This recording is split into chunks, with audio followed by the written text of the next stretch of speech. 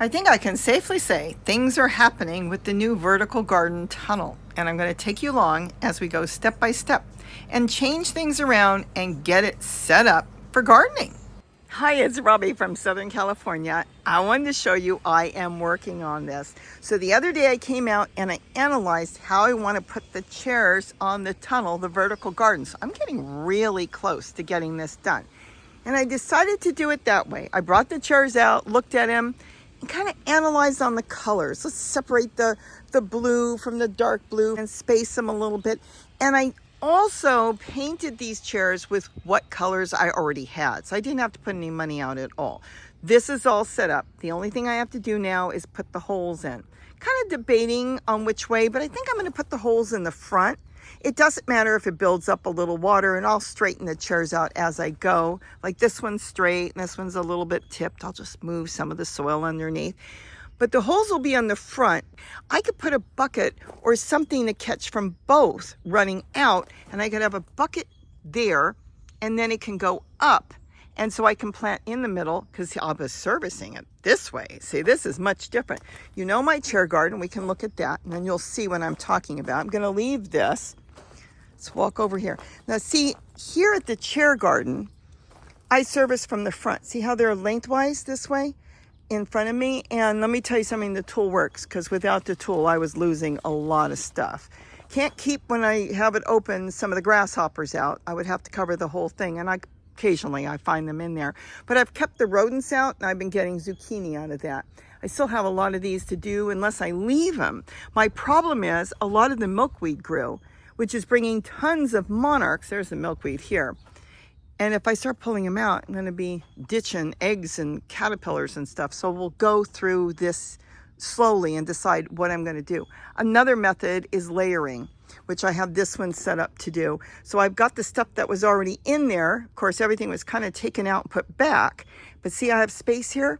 I can put a container here and something can grow in there. Anything, a tomato, maybe not a squash. It'll be too crowded in there, but eggplant, something that's more upright. With here, I'm going to decide, because I have a lot of milkweed, and you know, there's nothing more beautiful than the monarchs that come through here all day. And they fly through here all the time. I've got the celery, that can go. That's kind of a waste. It's in the bucket. That's my 2-system bucket where I can lift the yellow one and put compost in here. Really should take that out, move the milkweed that's growing in the yellow bucket in a separate container, put that milkweed somewhere else, and then restart that. And I should be able to grow something else here, but a lot of that is baby milkweed coming up. So I'll have to decide, because everybody wants milkweed who's got monarchs. Then those are the pepinos. So I'm kind of analyzing which way I want to go, but isn't that cool?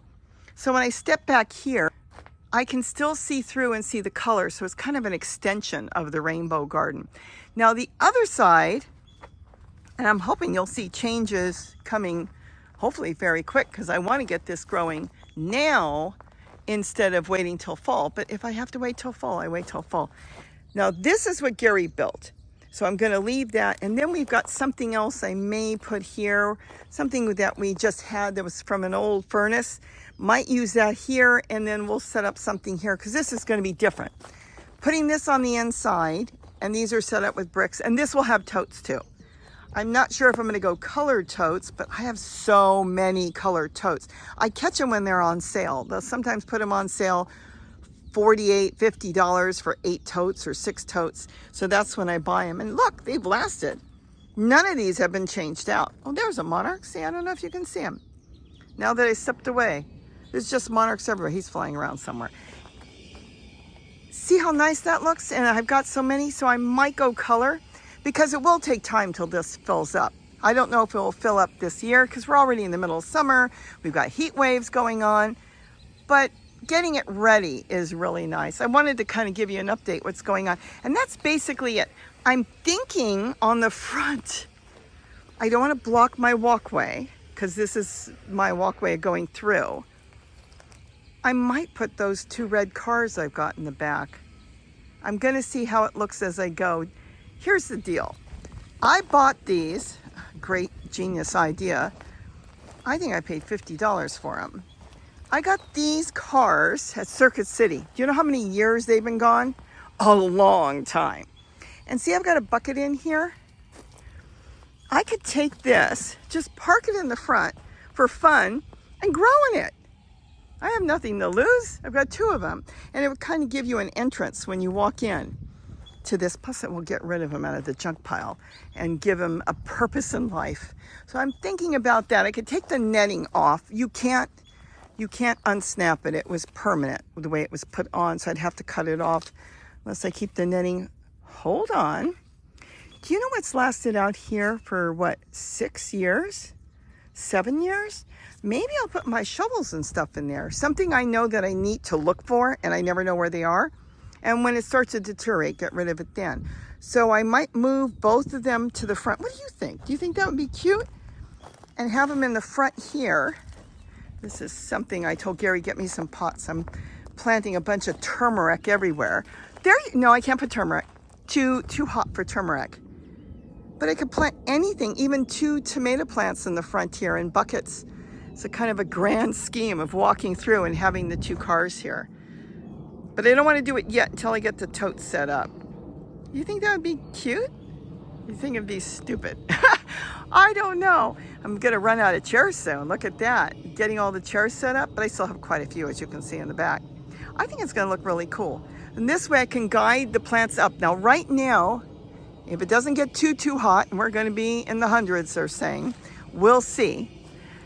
I should be able to get the, what do I have? I've got some zucchini, but I don't want zucchini here because zucchini doesn't trail. Zucchini grows as a bush, you know that, like I grow over there.